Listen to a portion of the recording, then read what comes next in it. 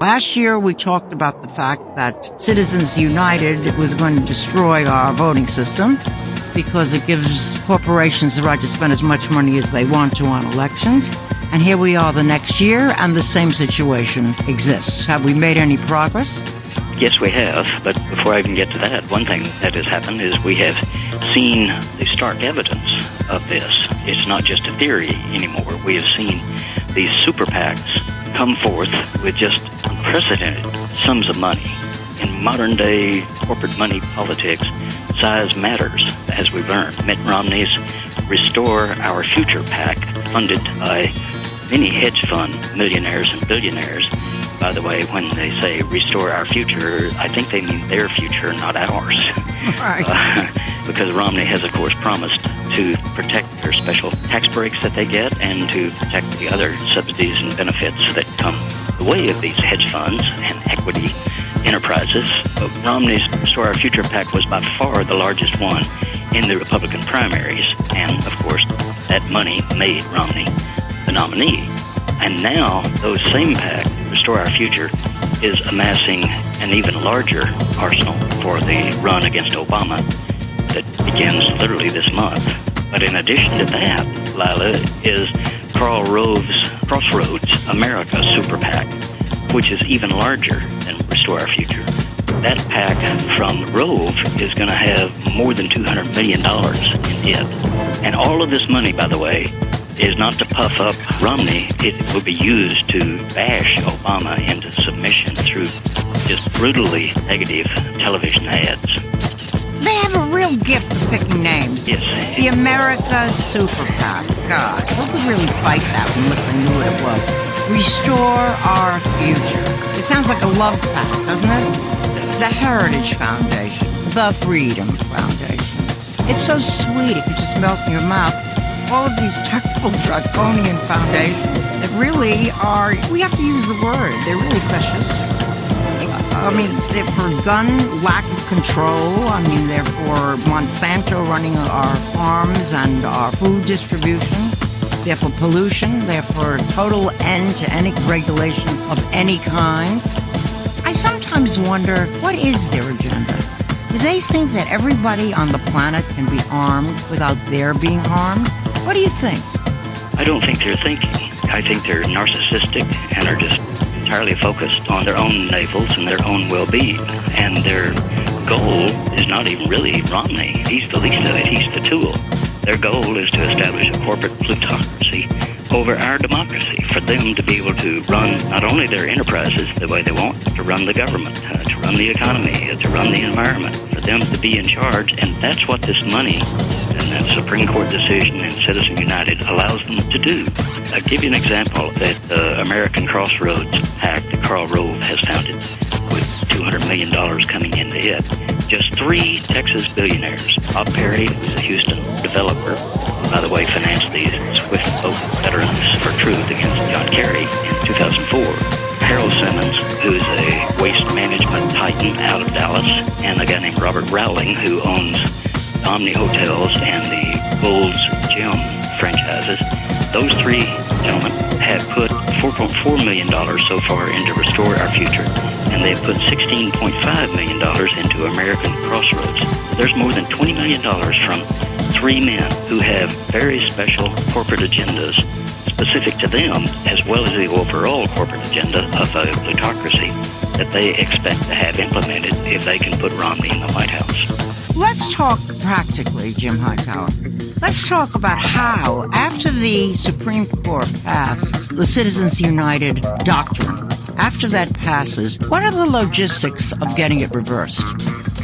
Well, there are several ways to go. One, Public Citizen is, along with Common Cause, People for the American Way, all sorts of good guy groups, is pushing for a constitutional amendment.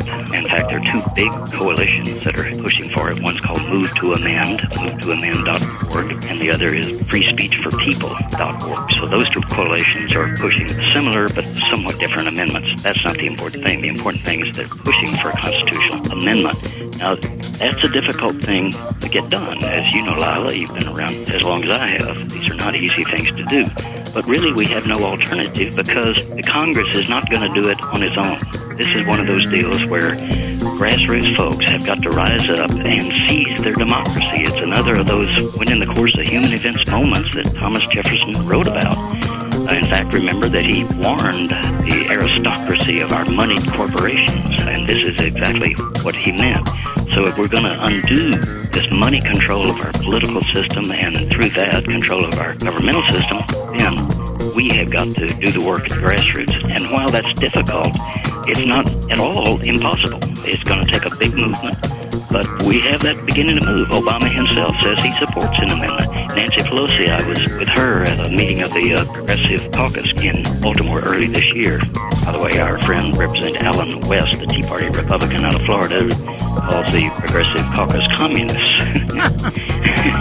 I mean, if ignorance is bliss, he must be ecstatic, but nonetheless, Pelosi is aggressively behind a constitutional amendment. We've got a fourth of the U.S. Senate already co-sponsoring an amendment, but most importantly, they're coming along because there is a vital grassroots movement out there that is pushing that. Your own city council there in Los Angeles unanimously passed a resolution calling on Congress to send to the states a constitutional amendment so the people can vote on it. The state of New Mexico has done that.